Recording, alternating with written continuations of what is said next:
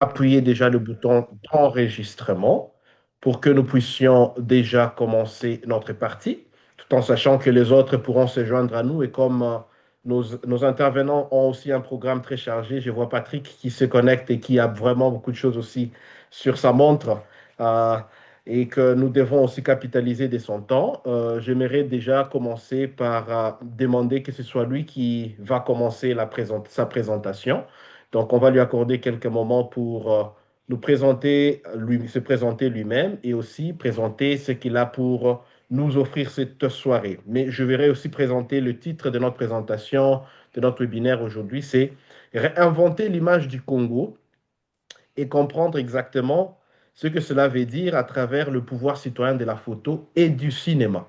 Donc, Patrick, merci encore une fois d'avoir accepté cette invitation.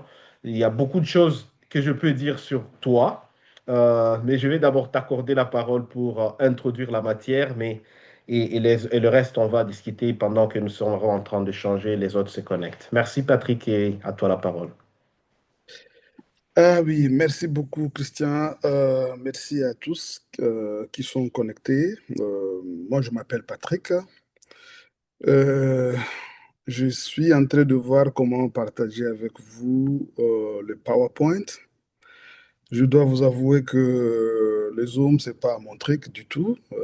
Si vous avez deux ou trois tips à me donner, ça sera très capital pour moi. Sinon, le PowerPoint est là. Je ne sais pas comment le partager avec vous. D'accord. Donc, ce qu'il faut faire, Patrick, c'est justement aller cliquer en bas de la page de notre lien Zoom où on écrit Share. Et à Mhm. partir de ce point-là, vous avez l'option de faire présentation PowerPoint. Je ne sais pas si c'est possible de votre côté. Sinon, C'est je pas- peux la faire de mon côté et puis vous allez justement me dire à quel moment m'arrêter ou continuer pendant que je fais le slide. C'est aussi faisable. Oui, ça serait mieux de votre côté puisqu'ici, ça me dit que ce n'est pas possible. Ah, d'accord. Dans ce cas-là, moi, je fais alors la projection. Comme ça, toi, tu es calme et à l'aise. Mais peut-être dans l'entretemps, avant que je ne mette en place tes slides, tu peux dire quelques mots sur toi, Patrick, comment tu es venu dans ce monde de la caméra ou du cinéma, qu'est-ce qui t'a inspiré pour y entrer, peut-être juste pour donner une idée de ton parcours aux amis qui se joignent à nous. Oui, oui, Christian, c'est parmi ces points-là figurent sur le point, sur le PowerPoint. En tout cas, voilà. Merci beaucoup, Christian. Si nous pouvons, nous pouvons donc, Voilà. Allez, on y va alors avec le second slide, je pense, oui. on y va jusqu'à le point un, puis on va revenir en arrière. D'accord. Voilà, là-bas. Bonsoir tout le monde. D'abord, merci d'être présent pour cette invitation. Merci également, Christian, de m'avoir contacté, invité, afin de participer et de contribuer avec nous, mon expérience, mon parcours et mes ambitions par rapport à notre pays. Je m'appelle Patrick Mugosa, je suis originaire de Bukavu. Pour ceux qui connaissent bien Bukavu, je viens de Kadutu. C'est là que j'ai j'ai tout appris.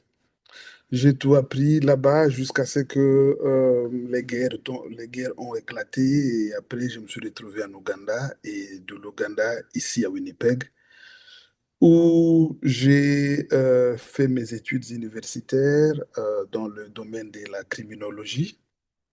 Et après, j'ai décidé de commencer ou j'ai embrassé le monde du cinéma avec un objectif très particulier. Au fait, avec mes études dans le domaine de la sociologie, criminologie, disons, j'ai découvert qu'il y a tant d'éléments que nous pouvons exploiter, nous pouvons améliorer en tant que société au niveau du pays. Et moi-même, je me suis dit, la meilleure. Oui, vous pouvez continuer, Patrick, hein. Je vais juste demander aux amis qui se joignent à nous de bien vouloir mettre leur micro en mode off pour ne pas perturber la présentation. Merci. Voilà. Donc, je disais que après mes études en criminaux, j'ai découvert qu'il y a beaucoup de thématiques, il y a beaucoup d'éléments que nous pouvons améliorer, nous pouvons exploiter chez nous au Congo dans le domaine social. Et actuellement, le moyen le plus efficace, ce sont les vidéos, les cinémas, les documentaires et tout. Voilà donc comment je me suis retrouvé là-dedans. Bien évidemment, beaucoup de gens me posent la question, Patrick, après tout, tu devrais te retrouver dans le domaine, dans l'académie, quoi. Étant donné que j'ai une longue expérience, j'ai une longue formation en criminaux, comment se fait-il que je me retrouve en cinéma, dans le média? Et c'est autour de cette question que nous allons discuter aujourd'hui. Pourquoi je me suis retrouvé dedans? Quelles sont les ambitions? Qu'est-ce que je cherche à réaliser? Voilà. Sur Facebook, on peut me trouver sur mon nom Patrick Mugosa. Pareil pour LinkedIn. Sur Instagram, c'est Patrick Mugosa également ou P underscore Mugosa. Profession, je suis un cinéaste à multiples casquettes. Parfois, je suis réalisateur, parfois, je suis producteur, parfois, je suis directeur photo, parfois, je suis monteur. Et donc, c'est au long de 20 dernières années que j'ai acquis toutes ces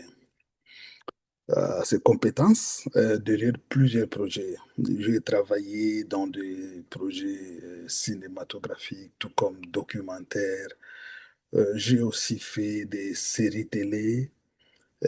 En dehors de cela, j'ai quand même eu le temps de produire, réaliser quelques clips euh, dans les contextes religieux. Mais en bref, c'est un peu ça. Mes travaux ont gagné beaucoup de trophées, beaucoup en tout cas. Aux États-Unis, à Hollywood, j'en ai gagné une vingtaine. Et en Amérique en général, j'en ai gagné vraiment à peu près une trentaine comme ça. En Europe, tout comme en Asie et en Afrique, j'en ai également gagné. Au total, sur moi, je peux compter une affaire de 60 trophées. Je suis trop passionné par les histoires sociales. Euh, je veux amener ma contribution à tous ceux qui se réunissent pour parler des faits sociaux et changements sociaux. Voilà, en bref, celui que je suis. Christian, si vous pouvez revenir un peu en arrière, juste au début. Voilà. Euh, euh, Au cours des 20 ou 10 du prochaines minutes, nous allons discuter plus particulièrement sur la narration. C'est quoi une histoire? Pourquoi cette histoire-là? Comment raconter l'histoire? Et quels sont les objectifs apparents ou dissimulés derrière l'histoire qu'on veut raconter? Voilà donc notre feuille de route. Et je vous prie, Christian, on peut maintenant continuer.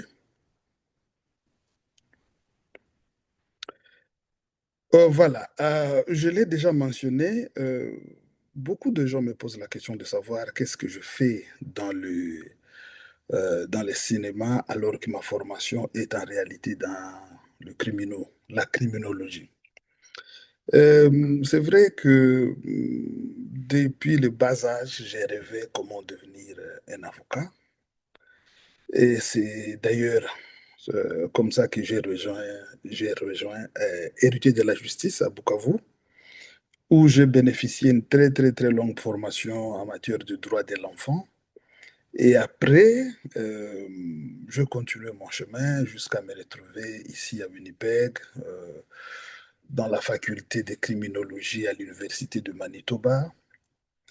Mais chemin faisant, j'ai découvert que il y a certaines réalités sociales que nous devons discuter avec honnêteté. Il y a certains faits que nous devons revisiter avec transparence. Selon moi, je me suis dit, c'est parce qu'on les a oubliés, c'est parce qu'on les a négligés, c'est parce qu'on a fait semblant de leur existence, que parfois ces faits-là se présentent pour nous comme des bombes à retardement ou néanmoins des situations qui handicapent notre développement au pays. Et en tant que jeune soucié du changement, je me suis posé la question de savoir comment je dois atteindre un nombre un peu plus vaste pour que le problème soit adressé, décortiqué à temps réel. Et voilà, je me suis dit que le cinéma, c'est le moyen le plus efficace pour le moment. Je n'ai pas retrouvé les statistiques les plus réelles, mais en tout cas, chaque seconde, il y a au moins 2 millions de personnes sur la Terre qui consultent les vidéos. Il est donc question de savoir quels sont les nôtres que les gens regardent par jour. Quels sont les messages que nous, les Congolais, nous les envoyons par jour. Mais on ne peut pas se poser cette question si nous-mêmes, nous ne sommes pas en train de produire ces vidéos-là. Voilà donc raison pour laquelle je me suis retrouvé dans le cinéma. Continuons, Christian, s'il vous plaît. Voilà.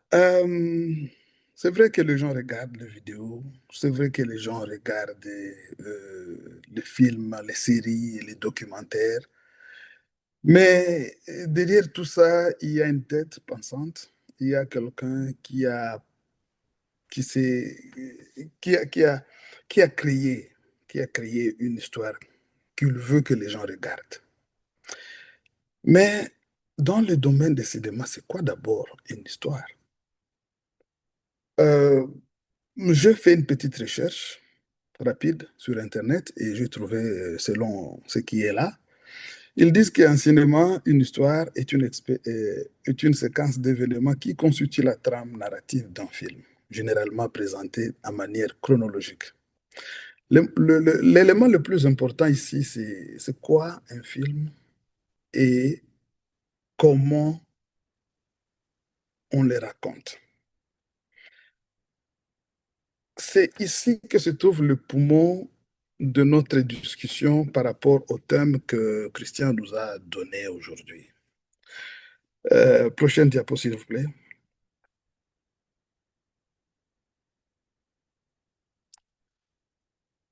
Pour bien expliquer ce que je venais de dire, je vais prendre un de mes projets comme une illustration. Il n'y a pas longtemps, j'ai créé et je produis une série qui s'appelle Coloré. C'est une série de 2 saisons, 26 épisodes par saison. Actuellement, la série est en diffusion sur TV5 Monde. Je pense que tout le monde a accès à ça.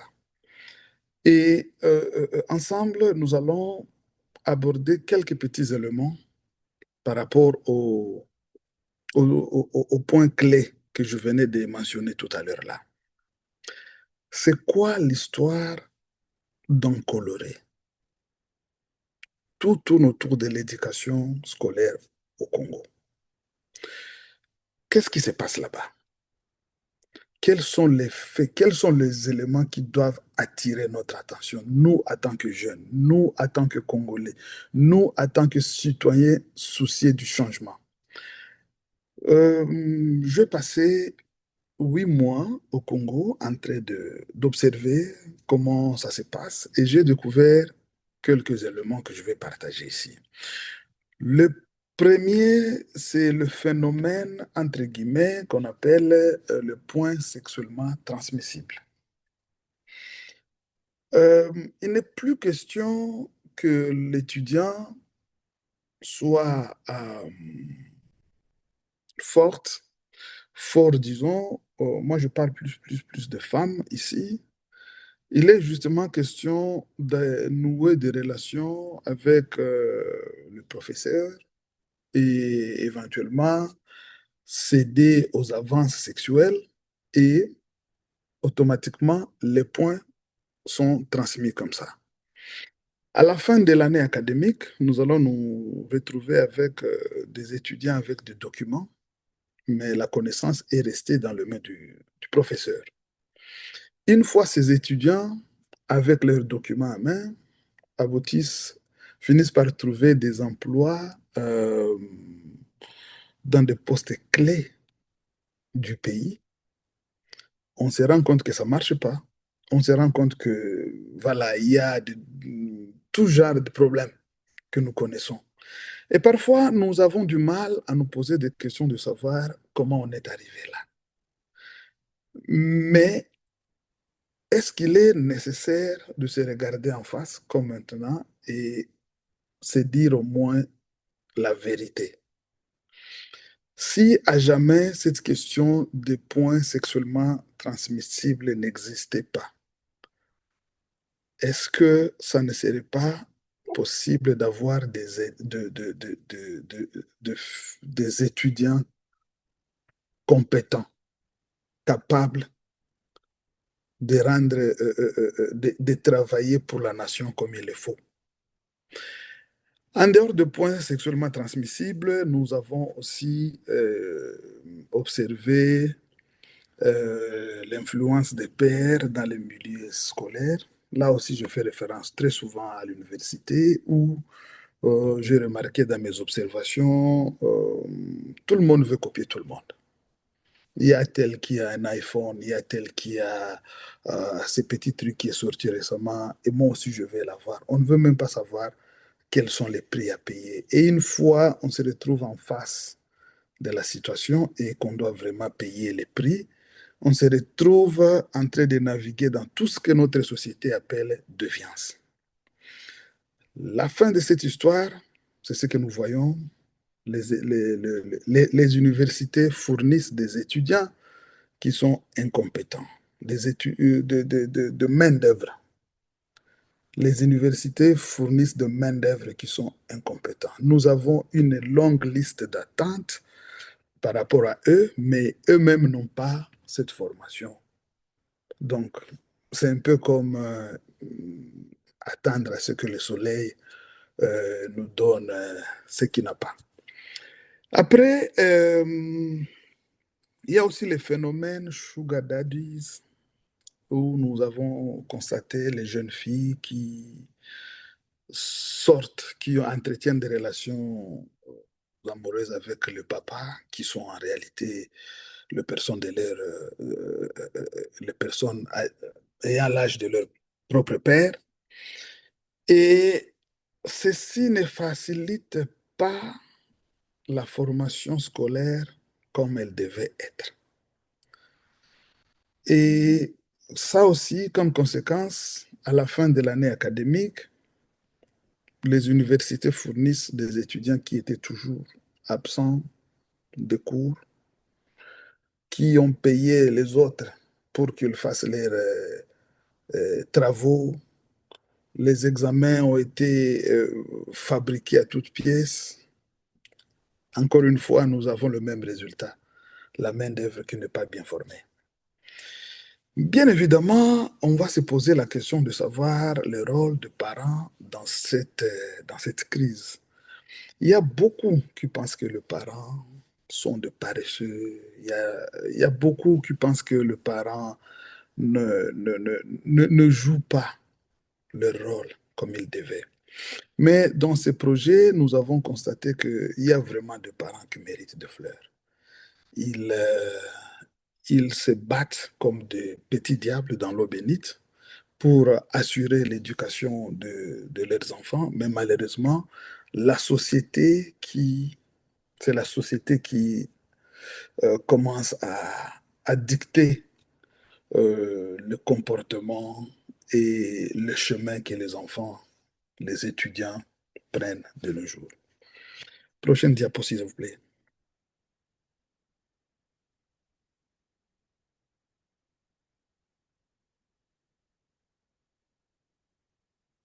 J'ai utilisé coloré comme un exemple de réalité qui se passe là-bas au pays, mais la question toujours se pose, pourquoi colorer?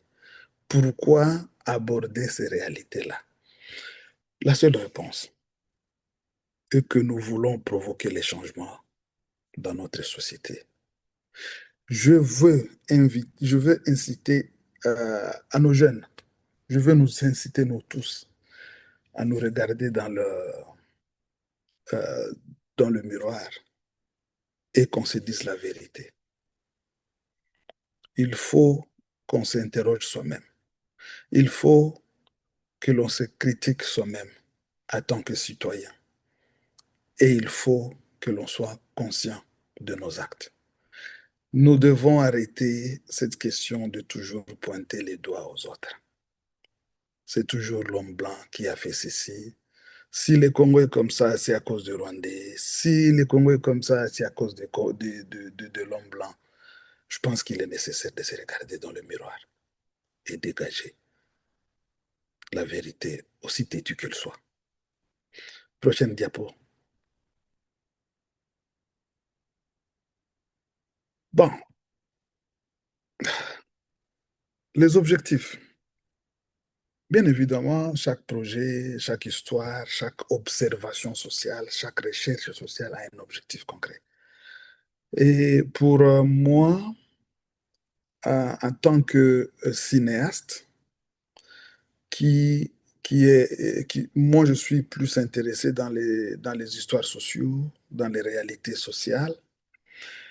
Il y a plusieurs objectifs derrière mes actions.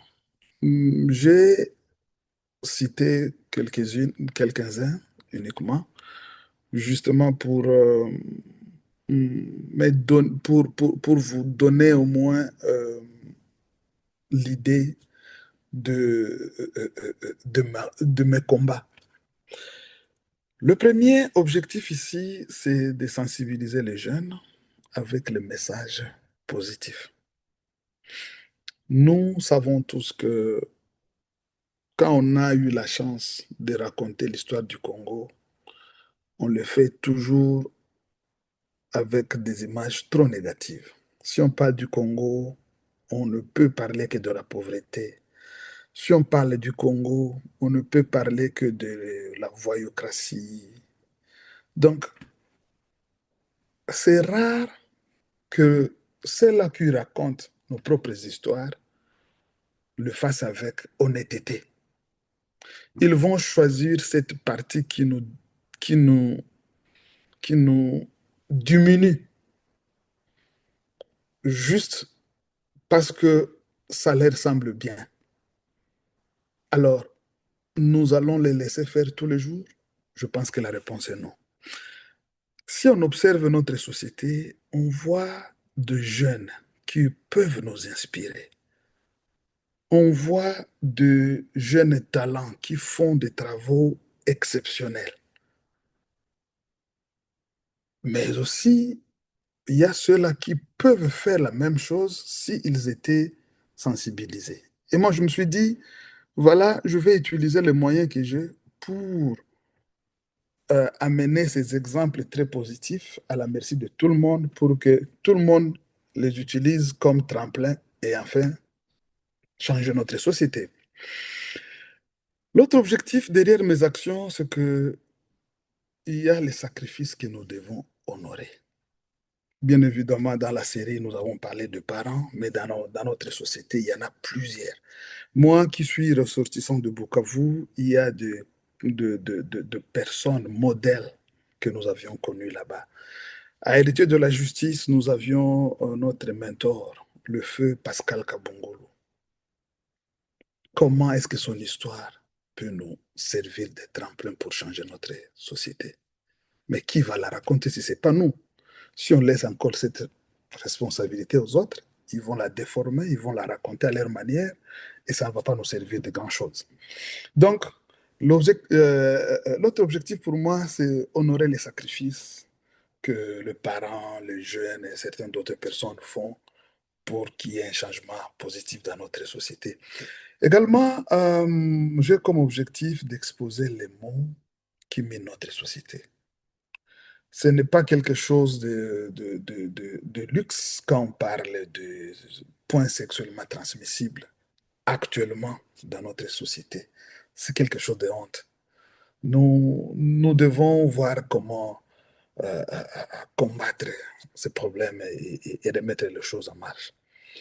Euh, Maintenant, là, je veux vous parler en tant que producteur. Chaque fois que je produis un film, c'est de l'emploi que j'ai créé. Je suis rentré au Congo, je pense, 3 fois. Et 3 fois pour une production de projet. Et quand je suis rentré pour colorer, comme c'est ça notre illustration, nous avons tourné pendant 4 mois. Et pendant ces 4 mois-là, j'ai eu la chance d'embaucher au minimum 50 personnes pendant 4 mois. Imaginez-vous si on maintenait cette machine fonctionnelle pendant toute une année, pendant 5 ans, si on embauche 50 personnes, 50 jeunes, ce sont les jeunes, disons, on diminue au moins sur le nombre de koulouna, de voyous, de bandits sur la route. Donc, en dehors de la création des emplois, comme objectif, il y a aussi la formation des talents. Chaque fois quand je rentre au pays pour une production, je ne viens pas seul. Je ne viens pas seul. Je viens toujours avec une équipe canadienne, des talentueux, des professionnels du métier. Je prends 3 ou 4 talents ici au Canada, je prends quelques talents au Nigeria et quelques talents en Afrique du Sud. Mon tout récent projet que j'ai fait, cette fois-là, j'ai amené quelques comédiens de la France et de la Côte d'Ivoire, en plus des techniciens que j'ai amenés du Nigeria et bien évidemment 2 techniciens du Canada. Donc, nous créons, j'essaie de créer une plateforme où les gens vont participer, comment, euh, gagner de l'expérience et de la connaissance. Comme ça, à leur tour, eux aussi seront en mesure de reproduire la même chose sans que Patrick soit là-bas. C'est une façon de se créer des talents qui peuvent aussi continuer le chemin d'une façon indépendante. Et en dernière position, ça fait un bon moment que le Congo, en général, était sous-représenté sur l'échelle internationale en termes de séries télévisées. Si vous allez sur Netflix, vous ne trouverez pas une série congolaise. Sur toutes les plateformes, en dehors de TV5 Monde Plus, et c'était la série que moi, j'ai produite. C'est vrai, je ne suis pas le seul qui vient changer. Il y a beaucoup de cinéastes au Congo qui font quelque chose. Et moi aussi, je me suis dit, je veux m'associer à eux pour, pour la promotion de l'art, pour la promotion du cinéma congolais. Et je suis tellement content parce que maintenant là, quand on va sur les réseaux, on va chercher les séries congolaises faites d'une façon professionnelle. Le Congo est là-bas. Bien évidemment, il y a d'autres projets que plusieurs font qui n'ont pas eu la chance d'être exposés à une audience trop large. Mais si on commence quelque part, les autres seront connus, les autres auront aussi une porte grandement ouverte. Voilà un peu en bref mes objectifs et allons à la dernière, je pense, diapositive. Voilà, comme recommandation. Tout à l'heure, là, je venais de dire qu'il est de notre habitude, nous Congolais, de toujours pointer les doigts aux autres. C'est toujours les autres qui nous causent du mal. C'est toujours les autres qui nous font ceci, qui nous font cela. Est-ce que nous arrivons d'abord à nous approprier nos propres œuvres? est-ce que nous arrivons à faire la promotion de nos propres œuvres? Je ne vois pas quelqu'un qui viendra de l'extérieur pour faire la promotion de nos œuvres si nous-mêmes nous ne les faisons pas. Et en fin de compte, ces œuvres-là, elles coûtent beaucoup d'argent. Les autres n'ont pas envie d'investir dans nos projets à nous, dans nos histoires à nous. Ils ont aussi leurs histoires, ils ont aussi leurs projets. Et s'ils viennent investir dans nos projets, bien évidemment, ils vont truffer certaines réalités. D'où je nous appelle toujours de chercher comment participer dans la collecte de fonds pour la production de projets qui font la promotion de nos valeurs, de nos cultures et de nos histoires. Je pense que c'est là que mes 10 minutes qui m'ont été données vont se terminer, je pense. Et il ne reste la section de questions-réponses. Mais je tiens tout d'abord à vous remercier pour la patience. Vous allez constater qu'au niveau linguistique, on réfléchit toujours en anglais, mais quand on parle en français. Il y a aussi le swahili qui est dans la tête, le lingala et tout. Donc, il y a ce genre de voyage que nous faisons tout le temps dans les cerveaux. Je vous prie de bien tolérer cela. D'ailleurs, dans le PowerPoint, quand j'étais en train de l'écrire, ma machine n'a pas de français. Il y a des fautes que je n'ai pas détectées moi-même. Bref, merci beaucoup pour votre temps, votre patience et votre tolérance. Merci certainement, cher Patrick. C'était une présentation de pointe. Il y a beaucoup d'éléments sur lesquels nous allons revenir plus tard pour enrichir la conversation.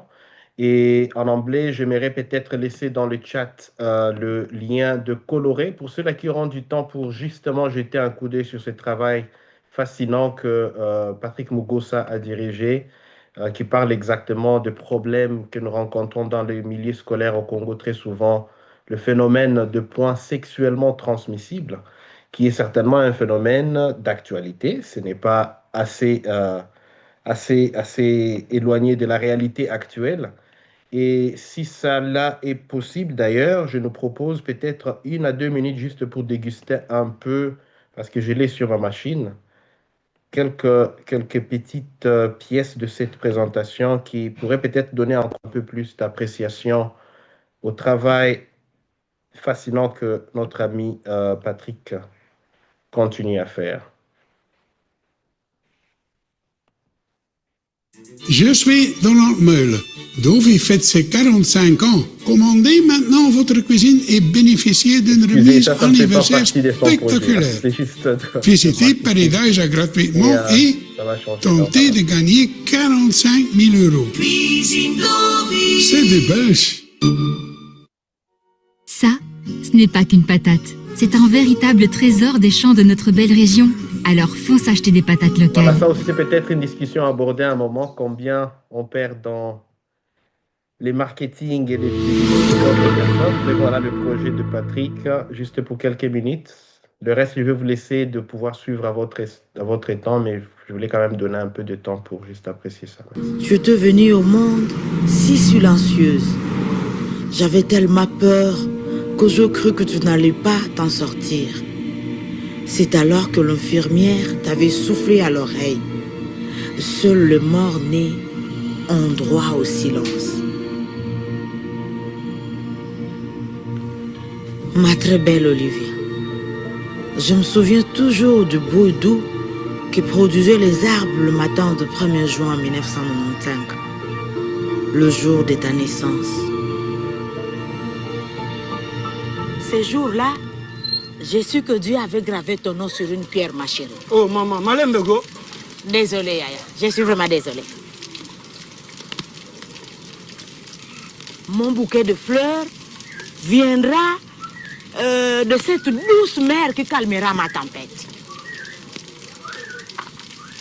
Nani, Linda, je fais tout mon possible pour payer tes études. Ton père également s'est débrouillé pour trouver un emploi.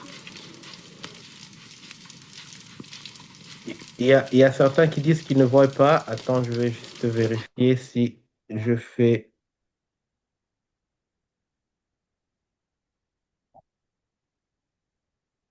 Et pourtant, n'hésitez pas de me faire. Concentre-toi sur tes études, ma fille. Autre chose, tes sœurs et moi avons besoin de te voir. Toujours pas.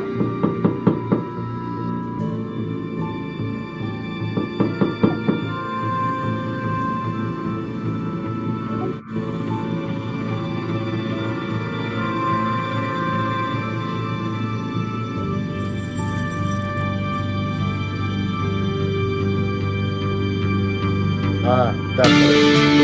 Dans ce cas-là, alors, ce que nous allons faire, c'est plutôt, on va peut-être arrêter la projection. Je vais partager le lien pour que chacun, à son écran, à son moment, pourrait peut-être apprécier ce travail. Et encore une fois, c'est justement une manière un peu de donner un peu de visibilité à ce travail de Patrick. Et nous allons maintenant revenir sur la deuxième présentation. Et avant que nous puissions nous départir, parce que c'est important que nous ayons aussi la chance d'écouter ce que notre ami Choc a aussi à nous présenter cette soirée. Choc, je n'ai pas beaucoup de mots à dire, que vraiment beaucoup de gratitude pour le travail qu'il fait aussi. C'est un jeune talentueux, c'est un jeune vraiment engagé pour la promotion d'une image positive de la RDC.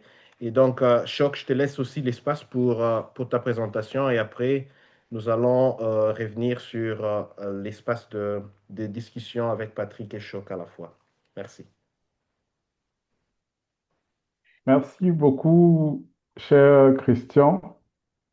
Je vais commencer par me présenter aussi. Je suis Francis Moise, connu sous le nom de Choc FM.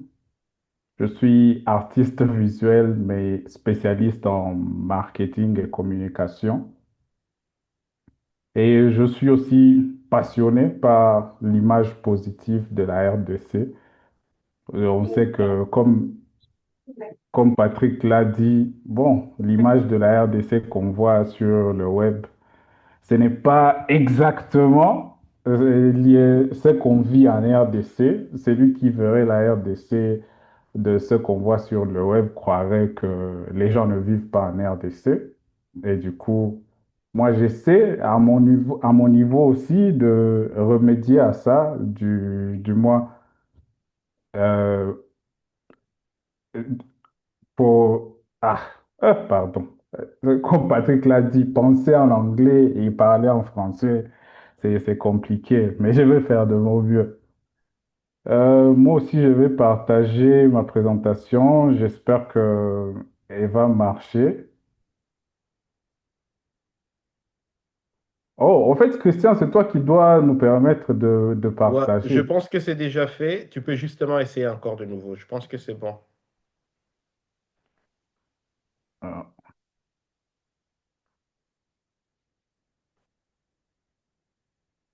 hmm. Et dans l'entretemps, encore une fois, nous souhaitons la bienvenue à tout le monde. Merci de votre disponibilité pour cet échange très important autour de comment nous pouvons tous contribuer à réinventer cette image positive de la RDC. Nos intervenants, Patrick et Francis, sont des experts du domaine, mais chacun de nous, en tant que citoyen congolais, doit se poser cette question. Quand nous laissons, comme Patrick le disait en amont, aux autres de raconter nos histoires, nous serons malheureusement encore victimes de ces narratifs qui sont négatifs et qui malheureusement ne représentent pas du mieux l'essence de ce que nous sommes comme peuple. Alors je laisse le micro encore à Francis. Ça marche de ton côté?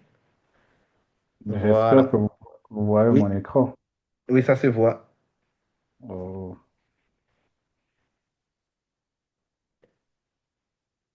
euh, je vais juste passer en plein écran.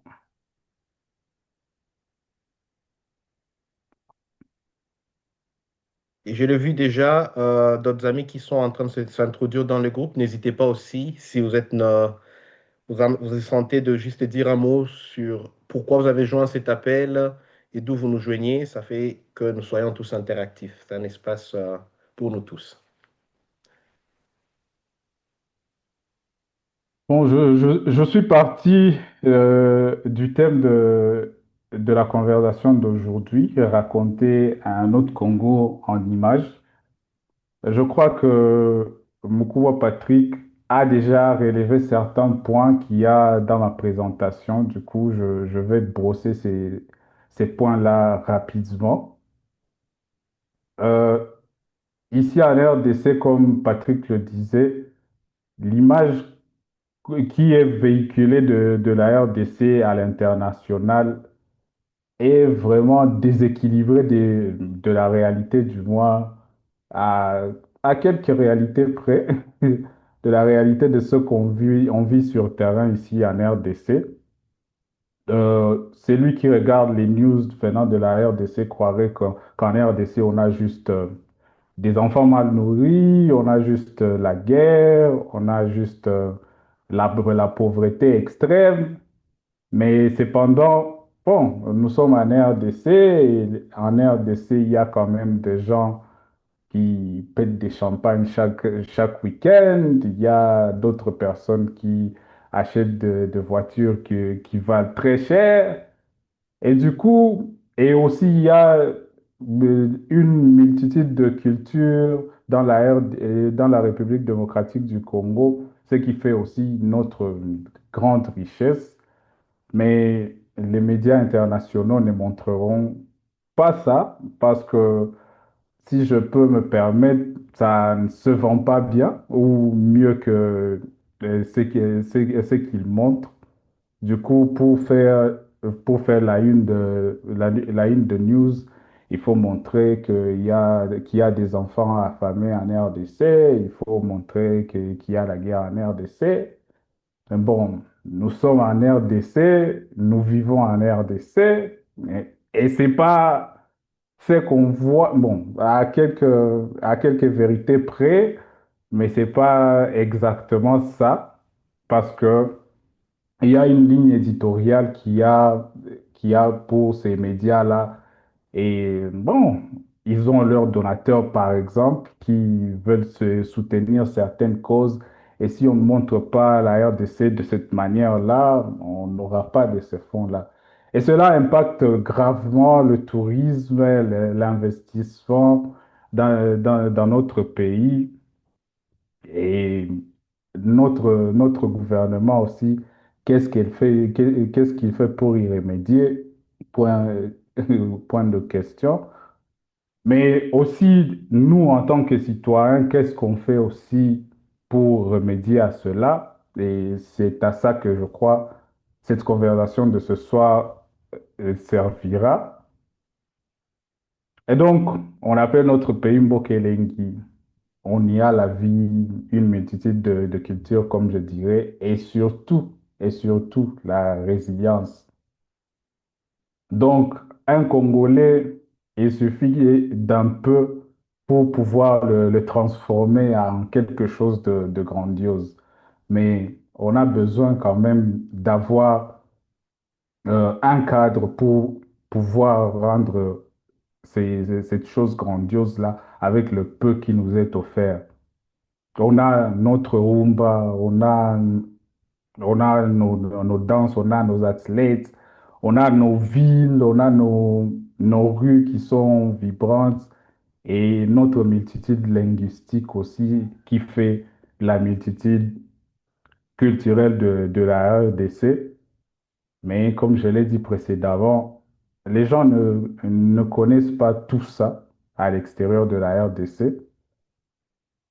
Et du coup, c'est parce que on a laissé aux autres cette responsabilité-là de pouvoir raconter notre histoire. Et quand ils racontent notre histoire, effectivement, ils vont sélectionner des sujets qui leur plaisent et qui favorisent leur agenda en quelque sorte. Et nous, les Congolais, nous sommes en quelque sorte des spectateurs et bon, des acteurs à un certain niveau dans notre propre histoire, alors que c'est nous qui devrions en fait écrire notre propre histoire, mais ce n'est pas le cas. Et du coup, que devons-nous faire?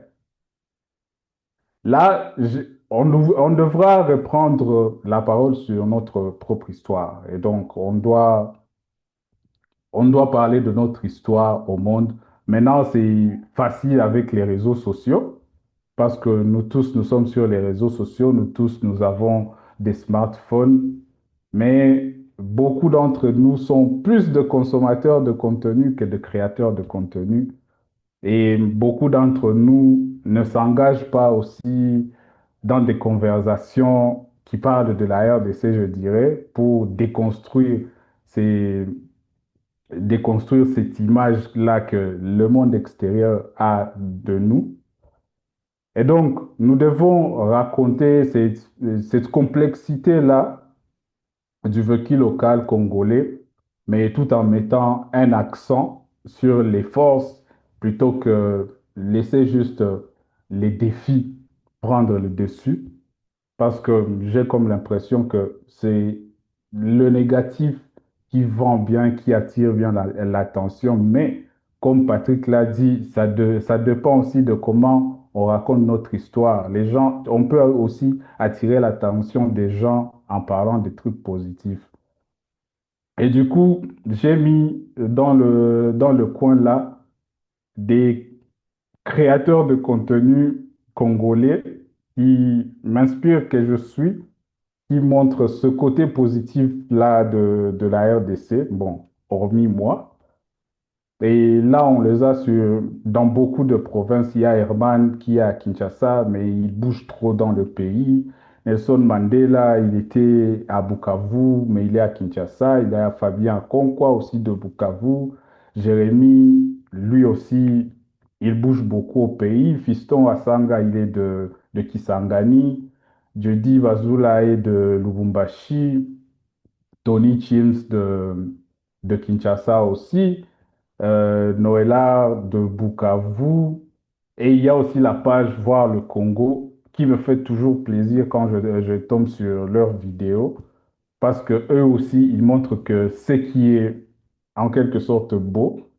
Parce que moi, cette devise-là, on devrait voir cette beauté-là dans le chaos. Parce qu'il y a effectivement la beauté dans le chaos, mais c'est juste que c'est pas tout le monde qui a ces yeux-là pour pouvoir voir cette beauté-là. Et du coup, on préférera, par exemple, montrer des rues inondées à Kinshasa avec des bouteilles en plastique ça va faire la une, mais bon, on ne sait pas montrer aussi, par exemple, d'autres places, par exemple à l'est ou dans la Chopo, où on a cette même eau, mais qui sert, par exemple, à autre chose, pour la pêche, par exemple, à Kisangani. Mais nous, on préfère juste montrer les dégâts que cette eau fait. Donc, c'est une question d'angle à prendre. Euh, Mais aussi notre pays, que ce soit nous en tant que citoyens ou les dirigeants, on devrait sérieusement investir dans l'image produite au pays. Du coup, créer un fonds national pour le cinéma, la photographie, les contenus culturels, parce que les contenus entre guillemets négatifs, on les retrouve facilement sur les nets parce que ces contenus sont repris par de grands médias ou de grandes organisations. Et quand on parle de Search Engine Optimization, euh, Chris, c'est quoi en français les SEO? Ah, ça, c'est vraiment dur à trouver, hein? Tu sais que c'est Search Engine Optimization, c'est pour ce sont c'est pas moi, c'est pas comment on peut traduire ça vraiment pour rendre justice au concept. Peut-être quelqu'un dans le Ouais. chat sait. Sorry. Donc, il y a des mots-clés, par exemple, qui sont sur les sites, que ce soit des ONG ou des médias internationaux, et quand quelqu'un va sur Google et tape, par exemple, la RDC, vu qu'il y a la RDC qui est repris sur ce site-là, mais les sites qui parlent d'une autre facette de la RDC, c'est juste ça qu'on verra sur Google. Et du coup, nous, ce qu'on devrait faire, c'est créer des plateformes qui parlent du côté positif de la RDC. Heureusement pour nous, maintenant, avec même Instagram, on peut avoir des retours sur Google qui montrent du contenu d'Instagram, ce qui est très cool. Et donc, j'encouragerai les gens qui suivent cette session à pouvoir créer aussi du contenu positif sur Instagram. Mais aussi, il faudrait financer des projets documentaires et des séries photos sur toutes les provinces. Vu qu'il y a par exemple les ONG et les médias internationaux qui financent les créateurs de contenu qui vendent le côté négatif, il faudrait que le pays aussi contrebalance en quelque sorte et soutenir les créateurs qui créent du contenu positif en quelque sorte. Mais aussi assouplir les autorisations de tournage parce que tourner aussi en RDC, c'est pas aussi facile que ça. Et donc, l'État devrait aussi nous aider à faire cela. Mais aussi, la question qui faille ces derniers temps, repenser les priorités de ces investissements-là. Maintenant, il y a des millions qui partent à sponsoriser des clubs ailleurs. Mais est-ce qu'on sait mesurer vraiment l'impact de cet argent qui va à Barcelone ou l'argent qui va en Italie ou à AC Milan? On ne sait pas vraiment. Le même montant pourrait en quelque sorte financer les productions des documentaires sur le Congo, financer des campagnes. Bon, là, dans la présentation, j'ai mis campagne Explore Mboka, mais on pourrait dire RDC Cœur d'Afrique, parce que c'est devenu notre marque déposée pour le moment. On pourrait aussi soutenir des expositions par-ci, par-là dans le pays, au lieu de faire cela. Euh, mais aussi, on peut venir au Congo, mais c'est compliqué, comme tout Congolais le sait, c'est compliqué de se mouvoir dans notre pays. Donc, on aura beau avoir envie de visiter le pays, d'explorer le pays, mais déjà, le billet d'avion coûte très cher. On n'a pas de route. Alors que si on avait des routes, bon, on n'aurait peut-être pas besoin de prendre un avion pour aller, disons, à Kalemi ou à Lubumbashi. On pourrait prendre juste un bus, mais l'argent va en Europe au club de foot plutôt que faire des kilomètres de route à l'intérieur du pays pour faciliter à découvrir le pays. Mais aussi, les gens qui voudraient venir visiter le pays, c'est compliqué aussi les processus d'obtention de visa pour venir ici. Et donc, l'État aussi devrait nous aider à assouplir cela et vraiment encourager même le tourisme à l'intérieur du pays. Parce que moi, je vais parler de mon cas. J'ai passé bon, presque toute ma vie au Kivu. Et je crois que c'est à 29 ans que je suis parti pour la première fois dans le parc national de Kaouzi-Biega, ce qui est anormal. Les gens viennent de l'Europe pour venir voir nos gorilles, mais nous, on passe presque 30 ans. On sait qu'il y a des gorilles à quelques kilomètres de Bukavu, mais on les a jamais vus. Et c'est normal. Bon, c'est pas dans notre culture, mais aussi il faudrait être curieux de pouvoir connaître aussi notre pays. Euh, je veux finir par conclure. L'avenir de l'image de notre pays dépend que ce soit des choix de créateurs locaux, je dirais même de nous tous et des hommes politiques. Donc, ce n'est pas juste une affaire des dirigeants, c'est une affaire de nous tous. Parce que si nos dirigeants ne peuvent pas faire certains trucs, nous, on peut commencer à changer les choses à notre niveau, comme le disait, je crois, Mandela. On devrait commencer avec ce qu'on a, où on a. Et si, par exemple, nous tous, on le faisait, ça changerait la perception qu'on a de notre pays. Et peut-être que ça bougerait aussi nos dirigeants à pouvoir nous soutenir.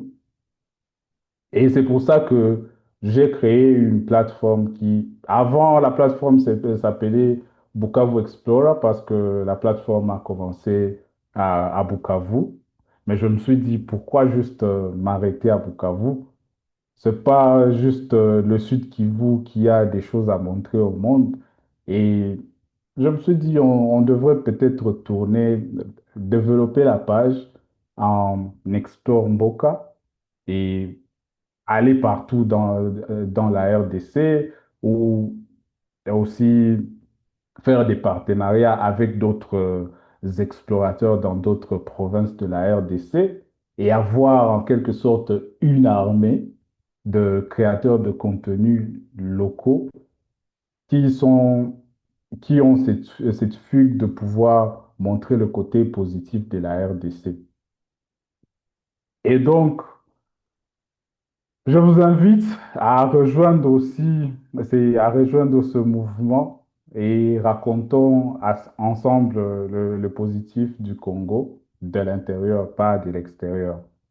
Et suivons sur les réseaux sociaux, Explore Mboka pour plus. Merci. Merci beaucoup, cher Francis, pour cette présentation brillante et très enrichissante, exactement, qui complète ce que Patrick avait déjà aussi brillamment commencé, cet échange autour du besoin et de l'urgence de pouvoir comprendre notre rôle dans la réinvention d'une image positive de la RDC.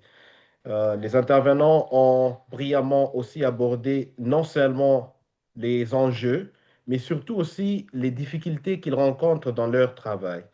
Et moi, je vais peut-être ouvrir cet espace d'échange pour dire que les Américains, j'ai suivi une interview à un moment de Akon, qui est une des grandes étoiles de la Hollywood, qui disait que, est-ce que vous savez qu'à Chicago, pour ceux-là qui ont déjà été à Chicago, euh, il y a des coins où ils tirent des balles chaque jour pendant la journée, où les gens s'entretuent, mais jamais et alors jamais, les médias américains ne vous montreront cela.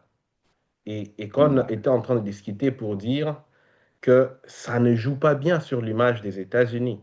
L'image des États-Unis qui a été vendue au monde et qui continue à se vendre, que ce soit à travers des films, de la musique, l'humanitaire ou d'autres politiques extérieures, c'est cette image où c'est la terre où tu accomplis tous tes rêves. Que tu sois qui que tu sois, quand tu vas aux États-Unis, tu as l'impression que tous tes rêves peuvent s'accomplir ici. Donc, il y a cette idée de branding que les Américains nous ont vendue, qui est vraiment installée, et que quand on parle des États-Unis, on ne va pas penser à Chicago où ça tire toutes les journées.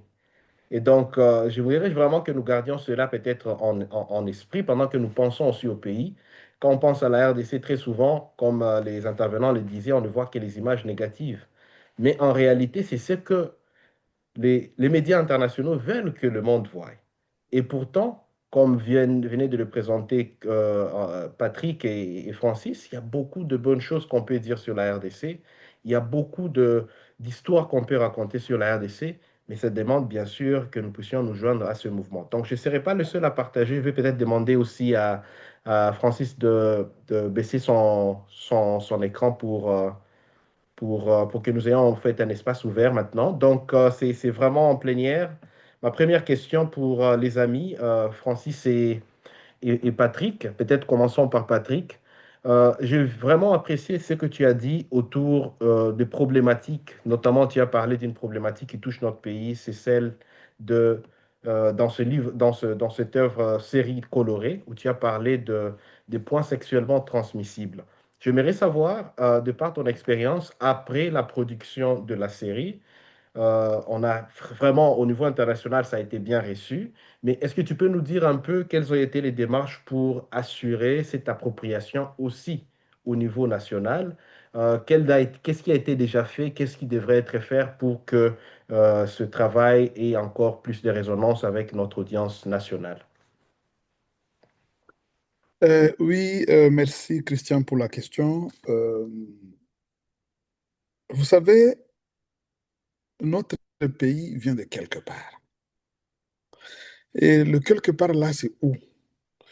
Nous avons été aliénés à, à une consommation de produits externes.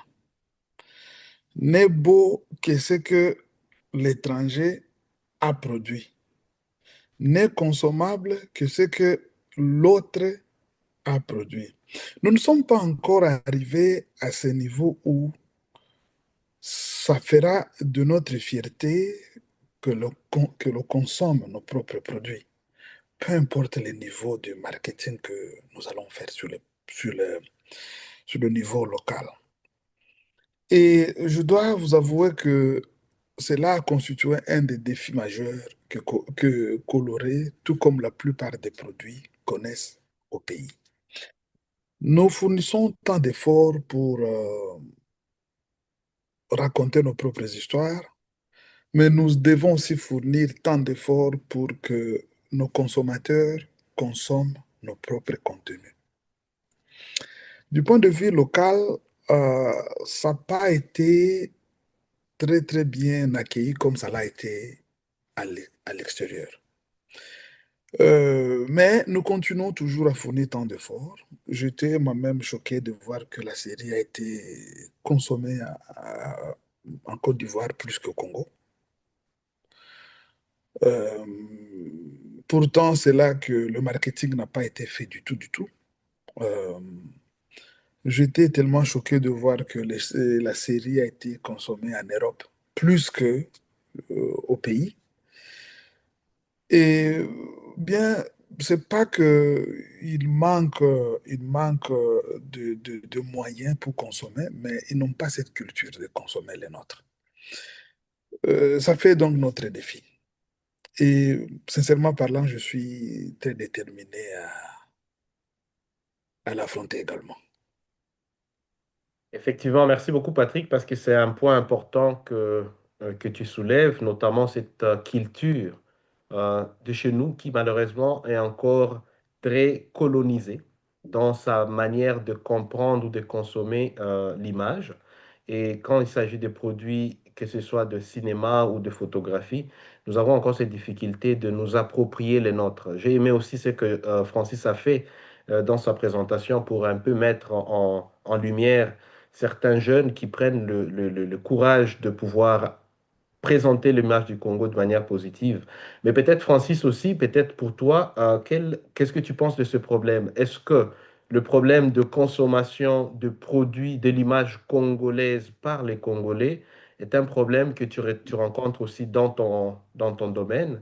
Et quels sont les efforts que tu fournis exactement pour s'assurer que les Congolais comprennent aussi cette responsabilité de pouvoir participer à la production, à cette réinvention d'une image positive, que ça commence chez nous, comme tu l'as dit aussi dans ta présentation.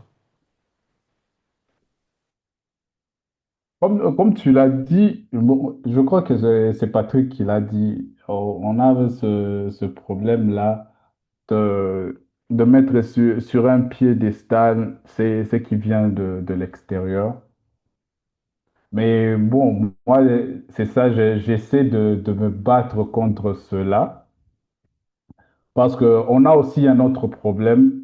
Beaucoup de créateurs de contenu à l'intérieur du pays n'ont pas aussi la qualité de contenu qui est en quelque sorte demandée par l'audience. Et du coup, on devrait par exemple commencer par former nos créateurs de contenu à faire du contenu de qualité. Et puis aussi, quand on a du contenu de qualité, c'est sûr que ça va prendre du temps. Mais bon, moi, je dis que tout ce qu'on entreprend, ça peut prendre du temps que ça prendra, mais les bonnes choses durent toujours.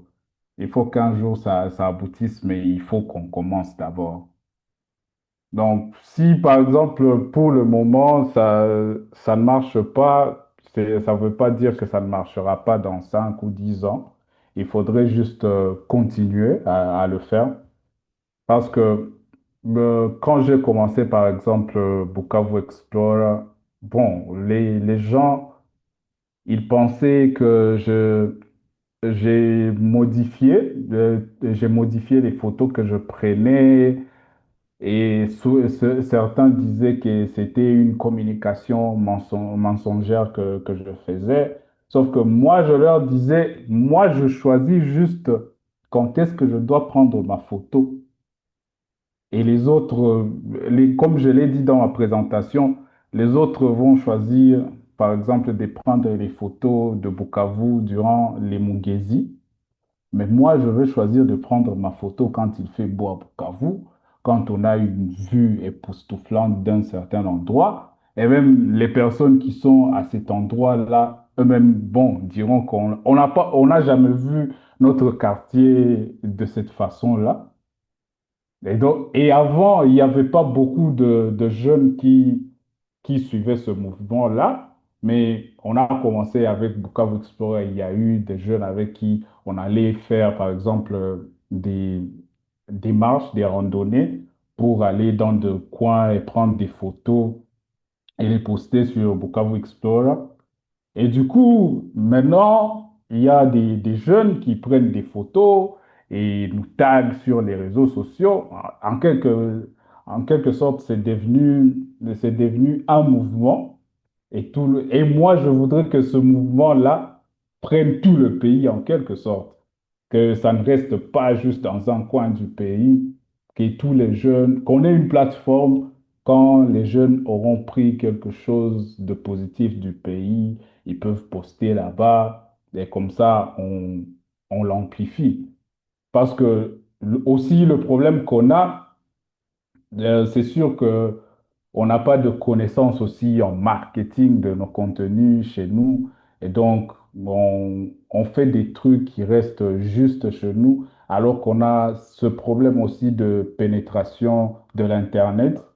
Et du coup, on aura beau créer, mais bon, je ne vais pas vous mentir, la majeure partie des followers de Bukavu Explorer ou Congo Explorer, ce sont des personnes de la diaspora. Ce sont des personnes de la diaspora qui commentent, ce sont des personnes de la diaspora, bon, des fois qui partagent en gros. Mais on a quand même des locaux, mais moi, je leur tiens pas rigueur parce que moi-même, je sais les problèmes auxquels on fait face en RDC, d'Internet.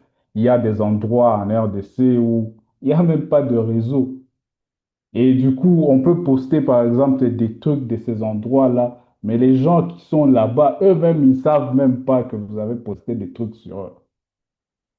Donc, j'espère juste que cela changera avec le temps et au lieu qu'on envoie des millions à Barça, on Mhm. pourra, par exemple, utiliser ces millions-là pour couvrir tout le pays en Internet et avoir des routes qui vont un peu partout pour pouvoir y pallier.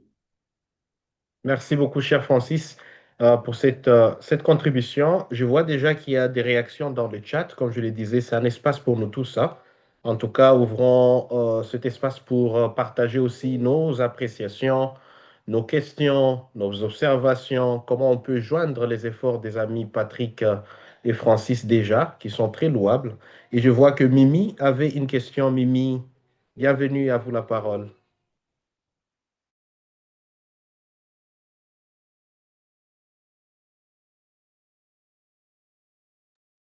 Mimi, je ne sais pas si tu es à mesure de nous suivre. Si tu peux ouvrir ton micro et t'exprimer sans problème. Voilà, bonsoir à tous. Bonsoir, merci.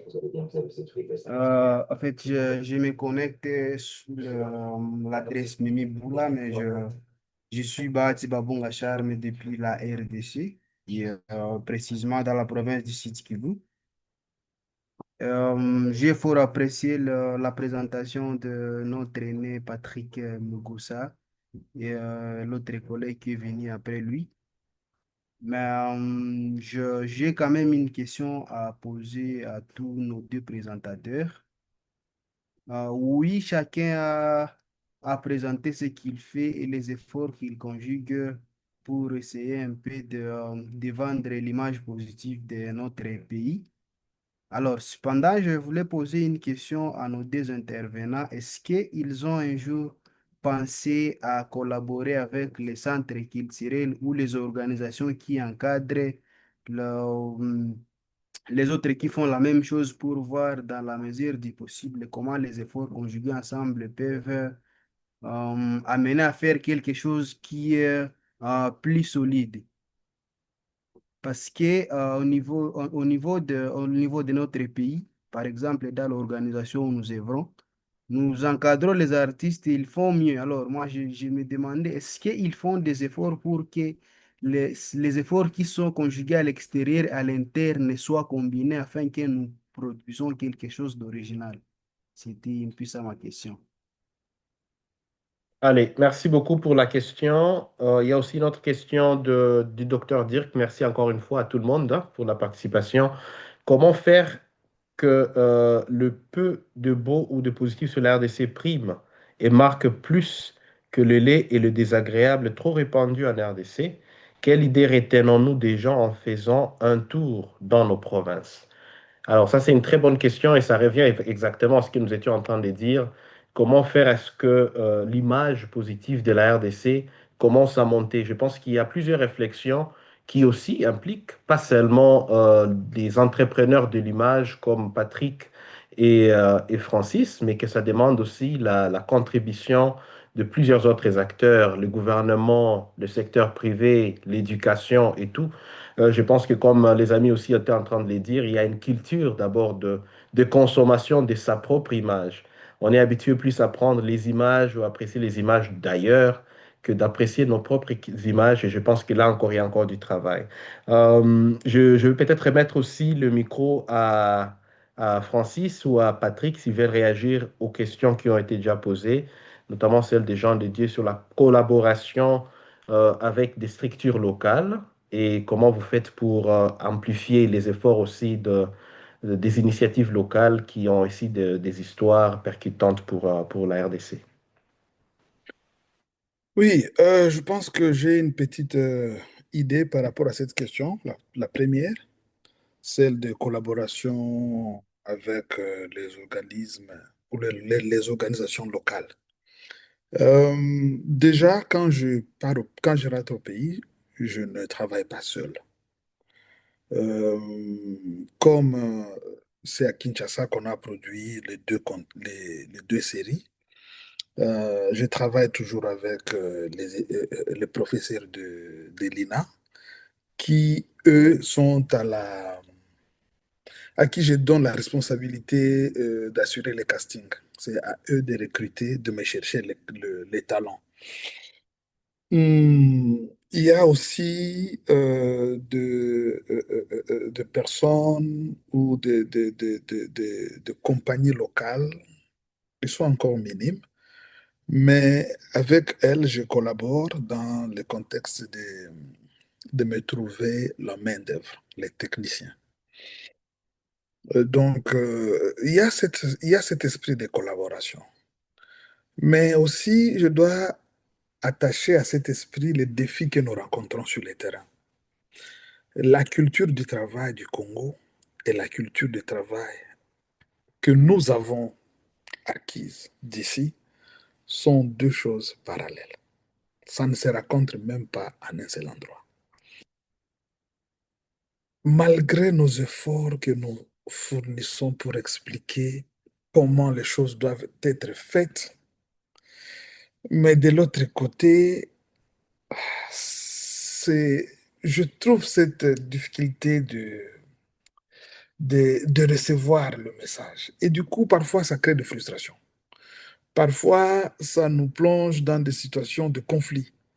Nous qui devrions travailler ensemble, du coup, on se retrouve en train de se tirer les balles. Imaginez-vous quand le chauffeur les chauffeurs qui veut conduire, c'est lui-même qui veut avancer, c'est lui-même qui appuie sur le pédale d'accélérateur, mais c'est encore la même personne qui appuie sur le frein. Mais dans sa tête, il s'imagine que nous voulons avancer. Comment? Donc, nous faisons tout, nous faisons tout. Et nous allons continuer à collaborer.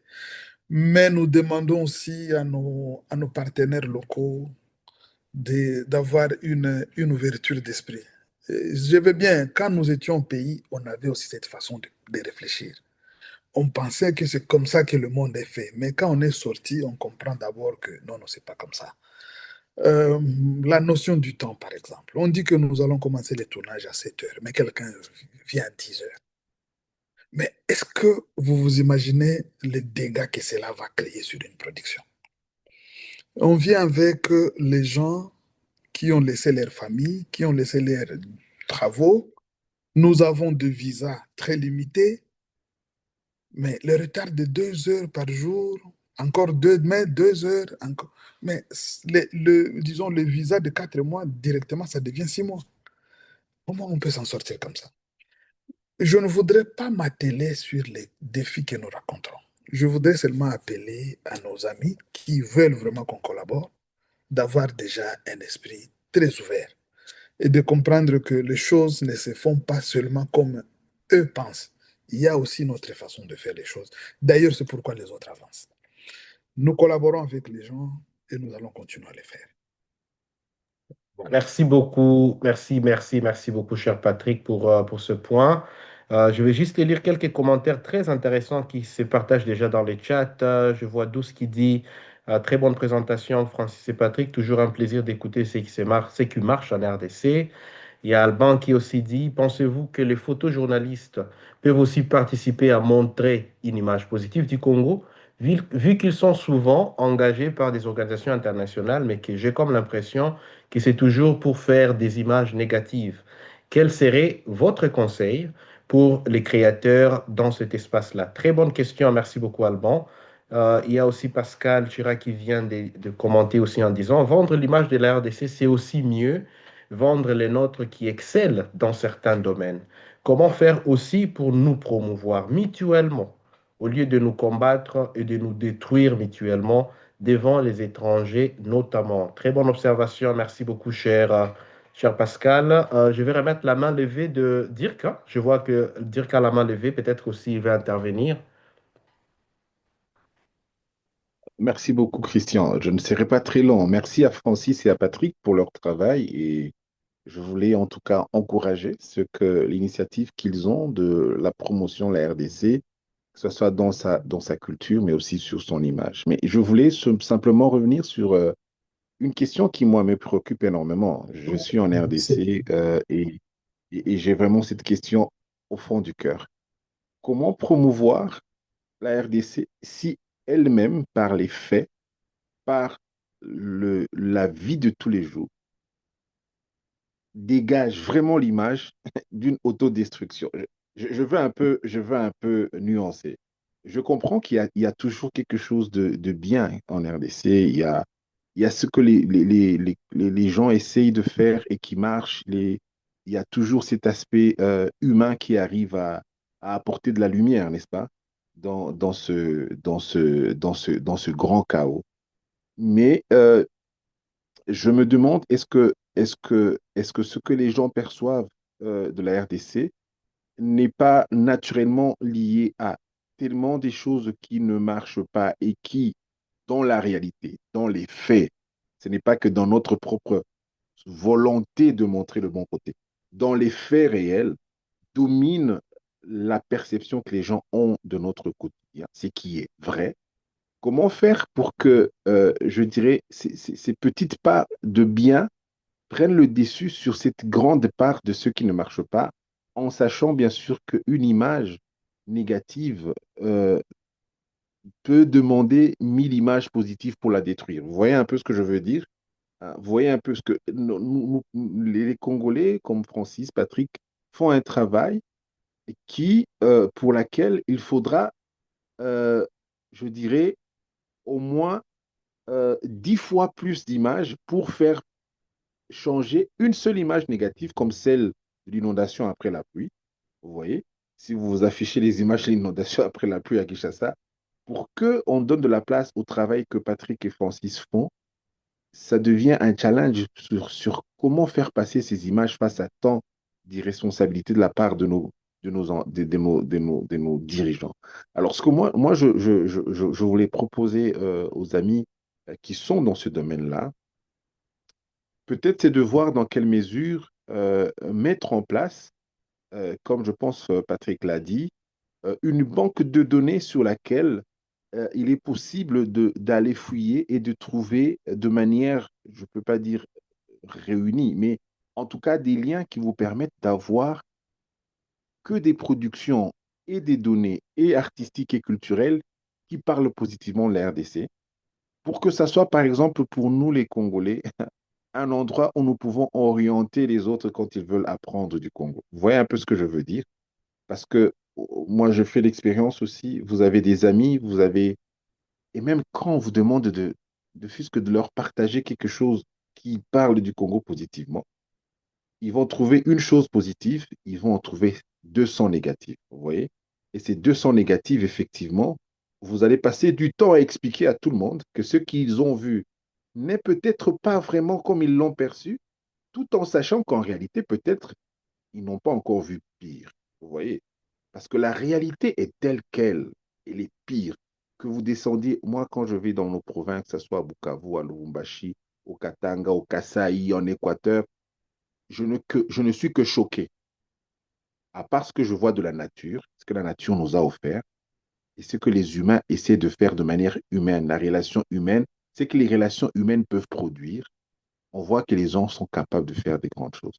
Mais ce que nous voyons en face de nous, quand vous descendez dans nos aéroports, quand vous circulez sur nos routes, quand vous circulez dans nos quartiers, quand vous allez à gauche, quand vous allez dans nos écoles, quand vous allez dans nos universités, quand vous allez dans nos églises, quelques églises, je dirais, font exception, mais tout ce que vous voyez autour de vous, il est très difficile de faire un discours positif. Donc, moi, je voudrais tout simplement proposer ça, nous donner un portail qui permettrait aux gens de dire, bon, si vous voulez voir quelque chose de positif, allez dans ce portail, trouvez quelque chose de positif. Mais notre travail de fond, ça serait de changer notre réalité. Changeons notre réalité. Faisons que cette réalité corresponde à l'image positive, qu'elle soit minime, que nous voulons donner de notre pays et dans notre comportement, mais aussi en changeant nos propres réalités. Merci. Merci beaucoup, cher Dirk, pour cette observation, cette contribution dans cette réflexion qui est vraiment de poids. Ça me faisait justement penser à une image pendant que je te suivais de ce qu'on dit en français, de ne pas couvrir le caca avec un peu de parfum. Donc, si on met du parfum sur le caca, ça ne fait pas que l'odeur disparaisse complètement. Et donc, j'essaie un peu de voir avec la production des images positives sur la RDC, comme vous venez de les décrire, ça peut paraître parfois comme justement couvrir le mal avec un peu de parfum, d'odeur qui va être apprécié, mais qui en réalité ne fait pas que le mal soit là. Donc, je pense qu'il y a aussi du travail en amont. Si on veut vraiment parler positivement de la RDC, il faut exactement que beaucoup de choses changent. Mais je pense que nos experts pourront peut-être enrichir cet échange parce qu'au-delà de cela, nous devons aussi reconnaître qu'il y a des efforts structurels qui prendront beaucoup d'années pour que ça change. Et dans l'entretemps, c'est quelle image que nous voulons que le monde perçoive de nous? Je laisse le micro à Patrick aussi pour réagir et à Francis. Merci. Oui, oui. Merci beaucoup, monsieur Dirk, hein, c'est ça? Euh, il y a deux éléments qui retiennent mon attention. D'abord, l'expression on ne peut pas couvrir les caca avec un peu de parfum. Et l'autre, monsieur Dirk, qui a dit il y a trop de négatifs au point que c'est difficile de couvrir avec peu de positifs. Pour ceux qui ont été dans des pays occidentaux, ils vont découvrir que c'est exactement ça ce qu'ils font. Ils prennent le caca, ils mettent un peu de parfum là-dessus et ils couvrent. C'est fini. Il y a trop de négatifs, trop de négatifs en Amérique. Trop. Mais ils choisissent de ne pas montrer ça. Ils vont chercher les trop petits là, trop petits positifs, c'est ce qu'ils nous vendent. Je vais prendre un exemple banal dans notre domaine du cinéma. Nous tous, à travers les cinémas, les films américains, on nous a dit que les Américains avaient gagné la guerre du Vietnam. On voit les films, deux Américains qui vont tuer une centaine de Vietnamiens. Mais ça, c'est quoi? Quel est le jour où les États-Unis ont gagné cette guerre du Vietnam? Ils vont très loin. Ils nous amènent un type qu'on appelle Commando, dans le film de Commando. Nous, quand on était des enfants, on s'appelle, pour ceux qui sont de Bukavu, on appelait ça Commando Babajili. Ça, on se rappelle, non? Mais comment une personne va exterminer tout un camp de militaires? C'est du faux qu'ils sont en train de couvrir avec un peu de vrai. Comme il est musclé, on nous vend ce genre de muscles-là comme le parfum là qu'ils utilisent pour couvrir les caca. Ils sont venus tout récemment avec une très belle série qui nous a tous aliénés, 24 heures chrono. Qui n'a pas aimé cette série? Il nous montre combien de fois un président noir peut être le meilleur. Juste pour nous préparer. Pour nous préparer que, regarde, un noir peut faire. Mais le problème que les États-Unis, l'un des plus gros problèmes des Américains, c'est les Noirs. Les Noirs américains, là, c'est tout un cauchemar chez eux. Comme ici au Canada, les autochtones, les peuples autochtones, chaque pays a ses propres cauchemars. Mais aux États-Unis, c'est les Noirs américains. Mais dans 24 heures chrono, n'est-ce pas qu'ils nous ont vendu David Palmer comme le messie le plus idéal? Donc, tout le monde, tout noir commence à s'identifier à lui. Et bien évidemment, ils avaient leur objectif. Ils sont en train de préparer l'arrivée d'un président noir dans l'avenir. Je pense que nous devons d'abord oublier cette histoire-là des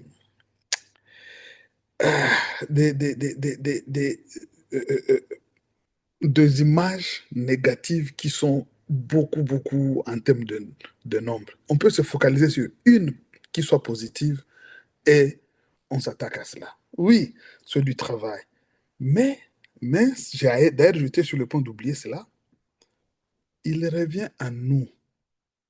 C'est à notre responsabilité de nous vendre, de nous promouvoir, de faire ce genre de tâches. Le problème, c'est que nous laissons cette tâche aux autres.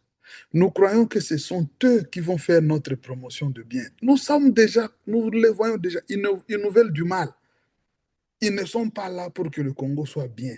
Ils ne sont pas heureux pour que le Congo soit... Ça, ce n'est pas leur mission. Leur mission, c'est que tout soit mal. Alors, nous aussi, on emboîte ces chemins, alors que c'est notre mission maintenant de lutter contre. Monsieur Christian, je ne sais pas si vous pouvez me permettre, je vois une question dans le chat ici, sur laquelle je voudrais répondre vite, Oui, bien sûr. L'image positive d'un coloré. Je vais d'abord, parce que chaque saison a sa propre histoire, bien qu'il y ait une continuité. Je parle d'abord de la première saison. Il n'y a personne qui a regardé cette série et qui n'a pas aimé le personnage de papa et maman Musimba. Peut-être, si tu le permets, Patrick, hein, je trouve qu'il y a lieu de projeter une petite portion de coloré sur YouTube. Si je peux juste faire ça pour 5 minutes, le temps que les gens, au moins, ça permet au fait d'avoir le contexte pour répondre à cette question. Ok, si c'est sur YouTube, c'est bon. Sur TV5, ça ne peut pas. D'accord. Alors, je fais juste ça parce que je pense qu'on a eu un problème avant avec avec TV5, mais ça donne en fait une idée de ce que notre ami Patrick a pu réaliser ici.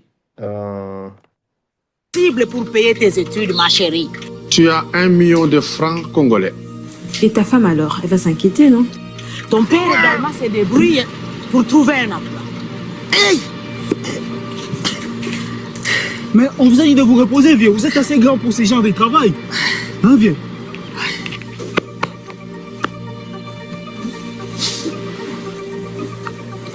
Combien? Oh, on dit que ça, c'est que on paye 85 nations. 85, il y a papier ou il y a mbou? Maman n'a écouté.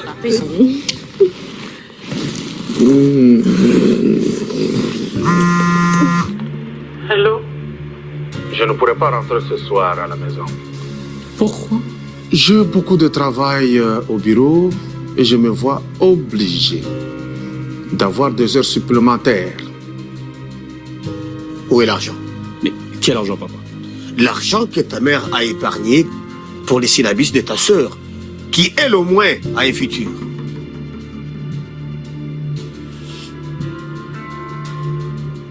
Dans 2 ans, les choses vont s'améliorer. Et ça sera encore plus mieux lorsque Olive aura terminé ses études. Marcus! Marcus! Ne suis-je pas l'homme le plus heureux de la terre ce soir? Tu rentres quand à la maison? Je n'en sais rien! Ok? Fous-moi la paix! Tu entends la vie? Tu rends ma vie encore plus malheureuse!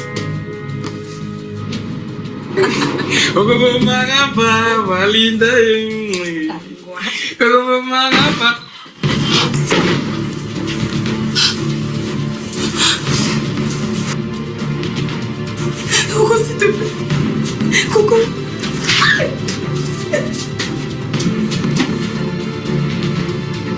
On va en parler.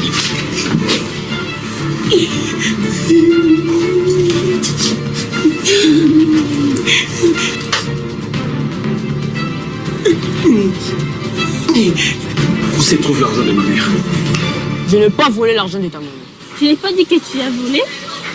Qu'est-ce que tu veux encore? Je t'ai apporté de la nourriture. Je n'ai pas d'argent. C'est gratuit. Merci.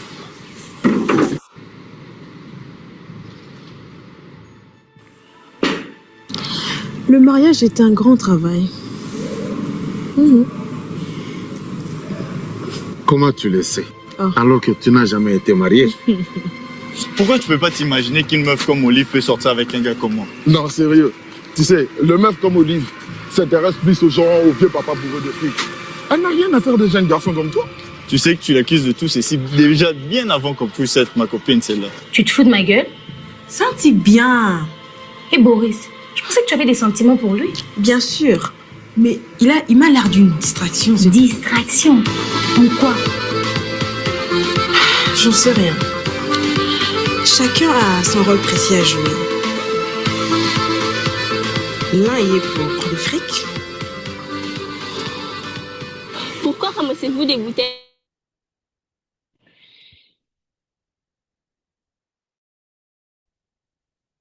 Je vois que le temps nous presse, mais voilà, c'était juste une petite portion de coloré qui est aussi disponible sur YouTube. Donc, pour les amis, juste une portion. Encore une fois, le lien pour toute la série est sur T25 Monde. Et donc, si vous avez le temps de pouvoir visiter ça, ça vous donne un peu plus l'accès. Alors, Patrick, on revient sur votre réponse. Oui. Oui, je parlais des images positives que nous retrouvons dans Coloré. Il faut d'abord comprendre que mes projets, dans la plupart des cas, c'est une dénonciation. Nous sommes en train de dénoncer le mot qui mine notre société. Et dans la narration, nous insistons, nous introduisons aussi ces éléments positifs qui nous donnent espoir, qui nous donnent envie de continuer à vivre. Et dans Coloré, la première saison, quand on voit le couple, papa et maman Musimba, 2 parents qui, au-delà de contraintes sociales, de l'âge, les deux, ils se battent comme des petits diables dans l'eau bénite pour subvenir aux besoins de leur foyer. Je n'ai jamais vu, en tout cas, le petit sondage que j'ai mené auprès de personnes qui ont déjà regardé la série, je n'ai jamais rencontré une seule personne qui n'a pas été fascinée par l'amour, la responsabilité et la détermination de ces deux parents. En dehors de ces deux parents, nous voyons aussi à l'université le personnage de Franz Nel.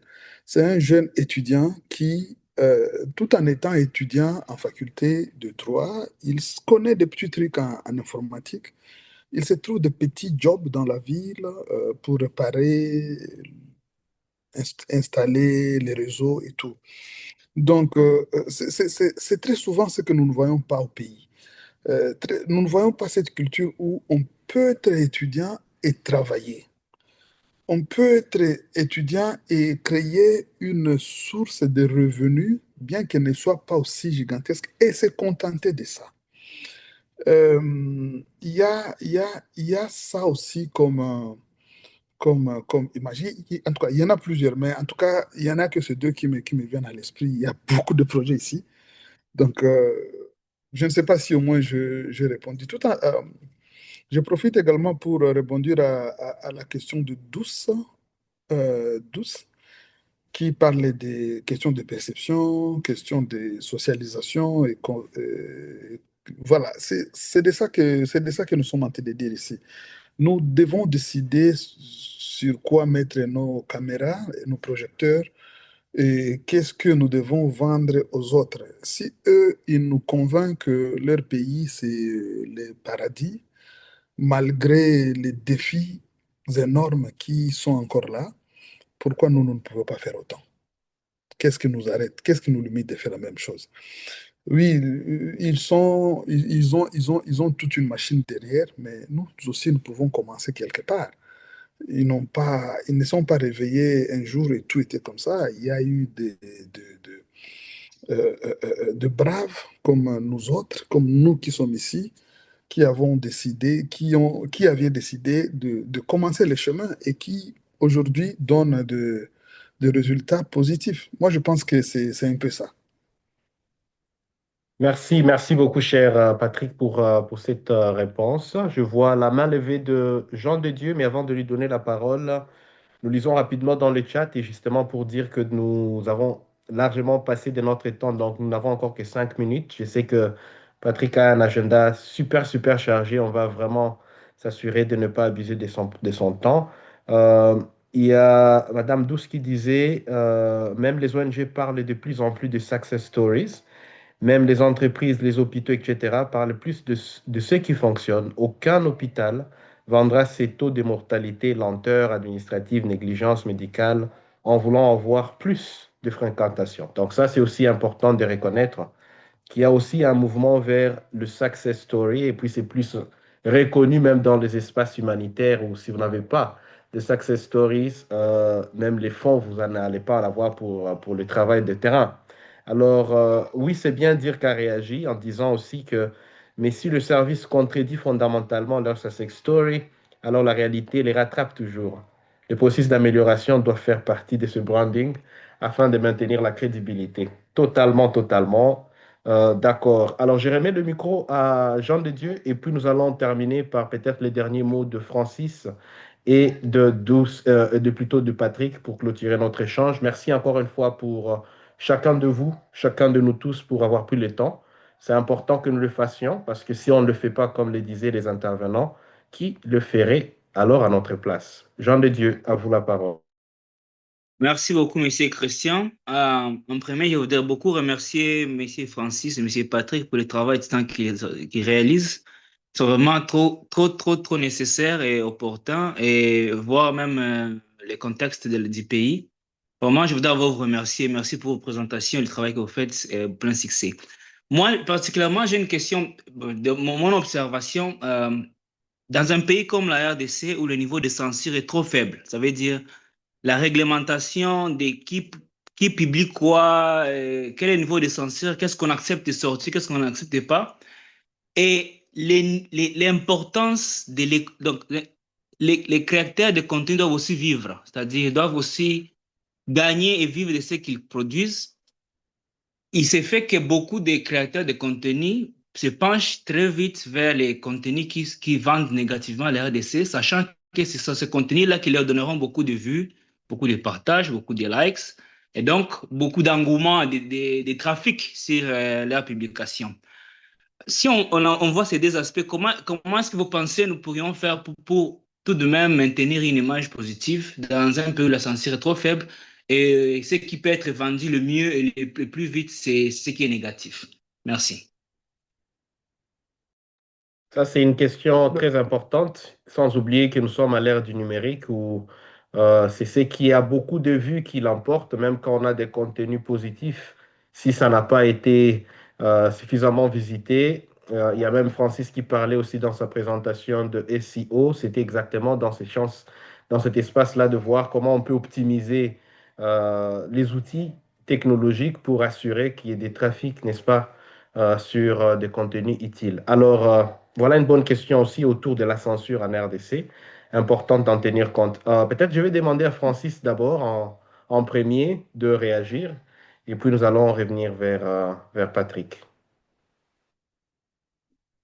Merci pour la parole. Je crois que je vais brousser en quelque sorte des points qui révélaient dans les questions que je voyais dans les chats. Mais pour répondre à la question de Jean de Dieu et je crois Alban, comme Patrick l'a dit, aux États-Unis, l'État investit dans le entertainment, comme on dit, pour pouvoir montrer une certaine image des États-Unis au monde. Et c'est pour ça que dans ma présentation, j'ai dit que l'État, en quelque sorte, devrait contrebalancer ces contenus-là, le financement de ces contenus-là négatifs en donnant aussi, par exemple, en soutenant l'industrie créative en RDC. Par exemple, aux États-Unis, la CIA finance des films hollywoodiens. Et du coup, si on peut avoir aussi un film avec un budget soutenu par le gouvernement de la RDC pour redorer l'image de la RDC, mais ce serait le bienvenu. Parce qu'on parle, oui, de photojournalistes qui montrent le côté négatif de notre pays, mais bon, ils ont investi dans leur savoir, ils ont investi dans leur matériel et ils doivent aussi vivre de leur art en quelque sorte. Et du coup, ce qui vend pour eux, c'est les calamités du pays, que ce soit la guerre, que ce soit d'autres problèmes du pays. Les médias internationaux ont besoin de ce contenu-là et eux, ils doivent rentabiliser leur savoir. C'est maintenant à notre pays de pouvoir contrecarrer cela en soutenant aussi les gens qui, par exemple, des photojournalistes qui montrent maintenant le côté positif du pays. Par exemple, je vais parler du cas de Explore Mboka. Pour le moment, c'est une initiative privée. On a le soutien de personnes. Il y a même le ministre de la Communication qui était passé dans un podcast où on lui avait parlé de cela. Et il a dit non, on va voir ce qu'ils font ici. Leur contenu en vaut la peine. On peut faire passer leur contenu à la chaîne nationale. Mais bon, je ne sais pas si je veux dire que le contenu n'en vaut pas la peine ou c'est juste quelque chose d'accessoire pour le gouvernement. Mais normalement, ça n'aurait pas dû être nous, les créateurs de contenu positif, qui payons par exemple notre transport pour se mouvoir dans le pays qui est extrêmement cher pour aller vivre là où on va. Normalement, c'est le pays qui devrait nous aider à faire cela et nous, on devrait juste faire bouillonner nos cerveaux pour créer du contenu positif. Et donc, pour répondre à la question d'Alban, si les photojournalistes peuvent aussi créer du contenu positif, oui, ils peuvent créer du contenu positif si il y a des médias qui ont une ligne éditoriale qui prend le contenu positif de notre pays. Malheureusement, les médias qui ont assez de moyens pour payer leurs services, ils n'ont pas ça dans leur ligne éditoriale, je suppose. Mais aussi, pour changer les choses, pour changer l'image, c'est tout un système qu'on doit mettre en place. Ce n'est pas juste les photographes ou les vidéastes qui changeraient des choses.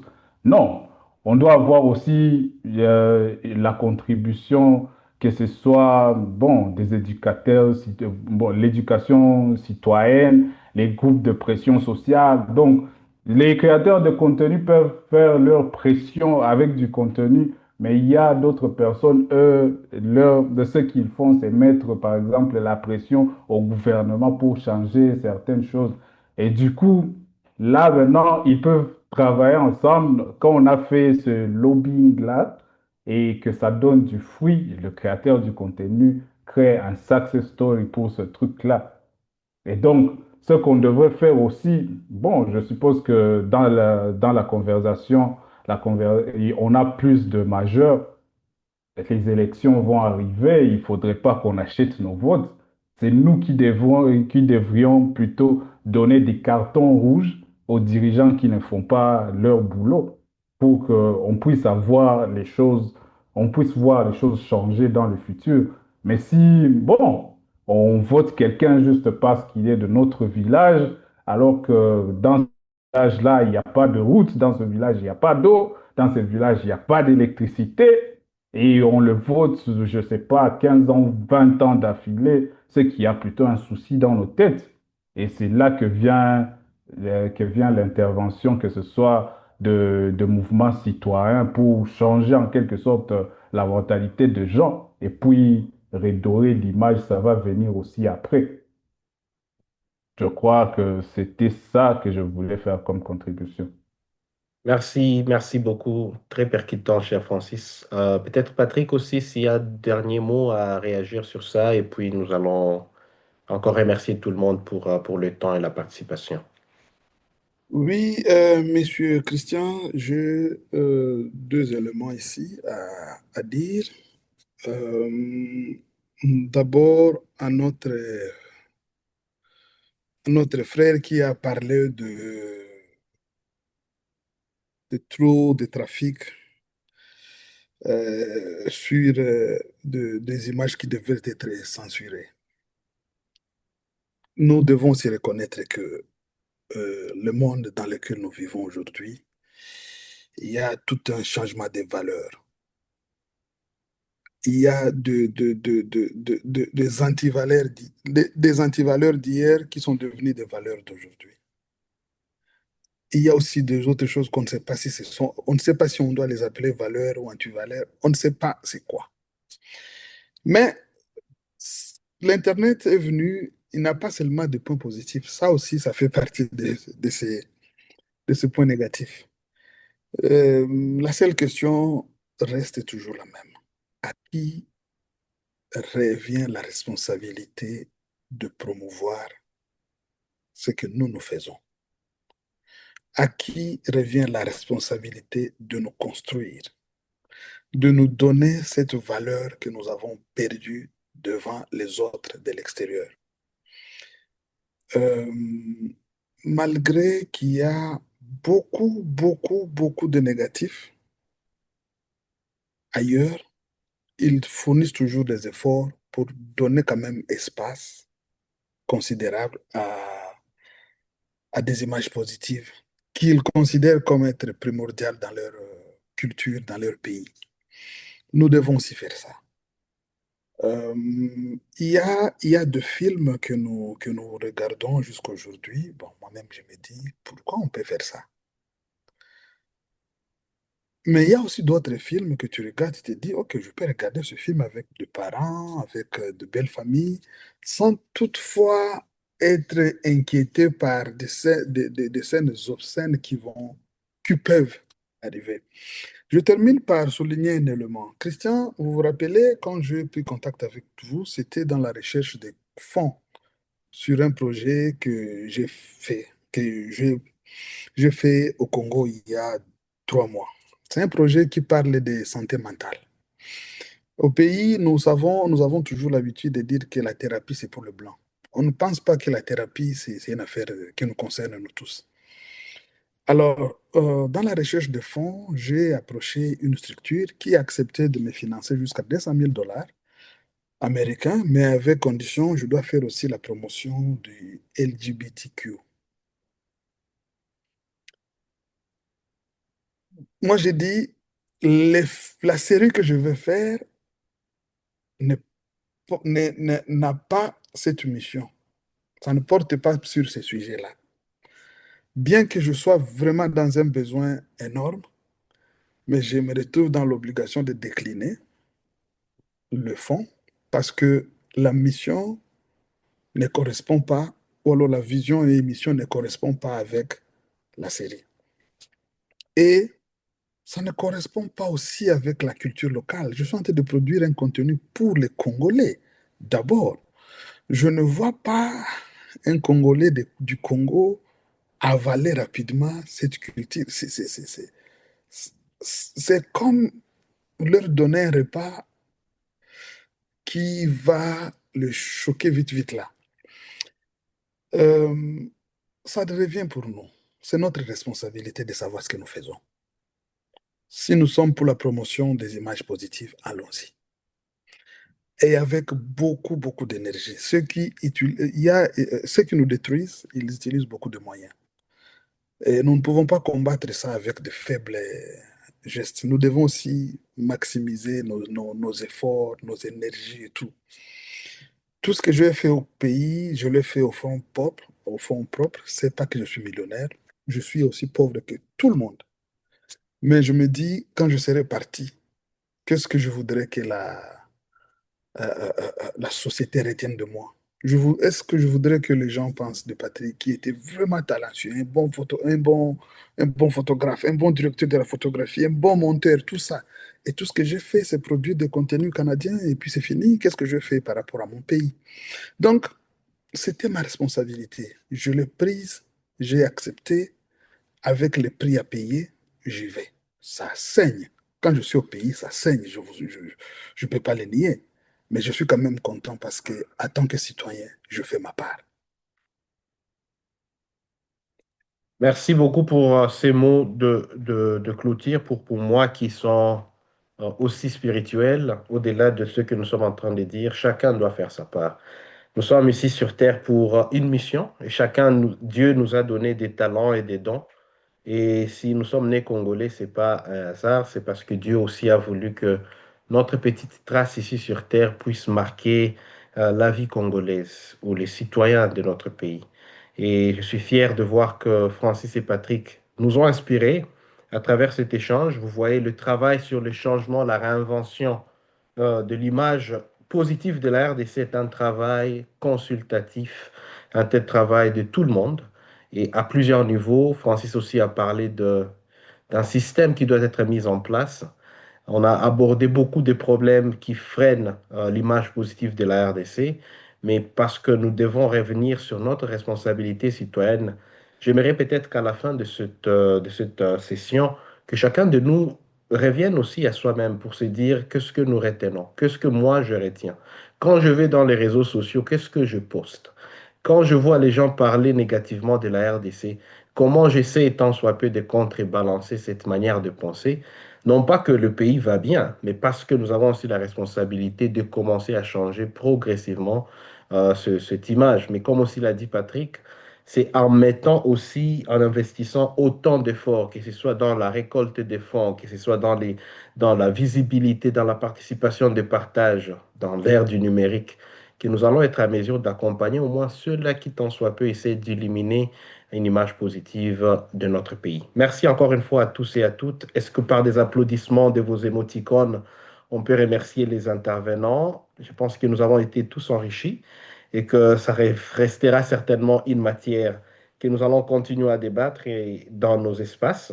Je rappelle pour ceux-là qui ne sont pas encore membres de notre espace forum WhatsApp, de pouvoir se joindre à nous. Nous allons partager cet entretien avec d'autres pour que ceux-là qui n'ont pas eu la chance d'écouter ces belles réflexions aussi puissent continuer à réagir et à participer. Encore une fois, bonne soirée. Bon après-midi à Patrick et à très bientôt. Merci encore une fois à vous deux pour vos brillantes présentations. Merci, le plaisir est partagé. Merci. Merci, bonne soirée. Merci beaucoup. À très bientôt.